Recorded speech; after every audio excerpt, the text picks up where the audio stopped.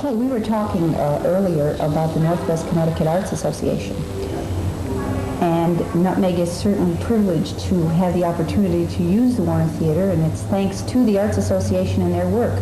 I wish you would tell our audience a little bit about how the association got started and how we managed to get where we are today so that a ballet company such as Nutmeg can use the facility.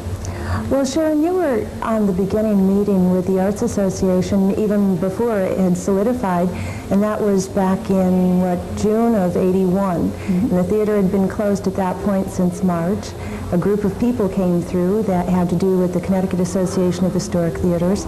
They included people from the State Historic Commission, the Arts Commission, the Tourism Commission, the Chamber of Commerce, a little bit of everyone. There was, about 30 of us there that night that walked through the theater and decided, yes, indeed, something has to be done for this theater.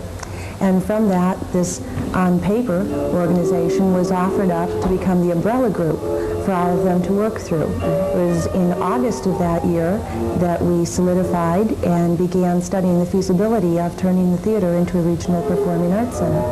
So it's been a long haul, but now we're finally there. We finally have the money to at least open the theater. Why don't you tell the audience a little bit about what's happening so that the theater can really open its doors?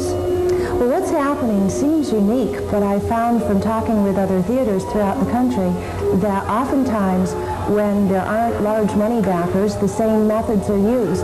Groups get together, civic groups, art groups, schools all get together and start putting in a lot of volunteer time to pull the theater into action. So that's how we've divided up the theater into approximately 12 project groups.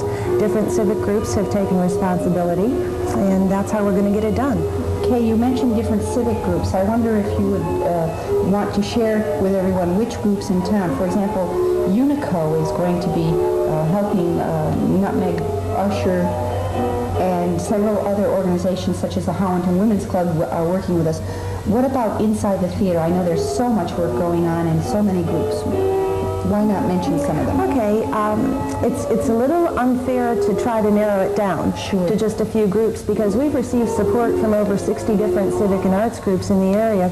Everything is varied as from your group to, the Mohawk Ski Club. Wonderful. Some of the project areas, the JCs are doing the marquee. They're going to be scraping the paint off and repainting it. The Torrington Junior Women's Club is doing the inside lobby between the doors. They're going to be cleaning that and painting that for us. The Rotary Club is going to be doing the promenade area. You folks are working on the stage and under the stage. Who else is in there? George's Paint Service is doing 3 rooms full of paint for us, free of charge. Wonderful, wonderful. And I bet we're not mentioning so many people that have really put in time. Exactly. I hate to narrow it down and just say a few groups. Oliver Wolcott Technical School has been our greatest resource, as you know.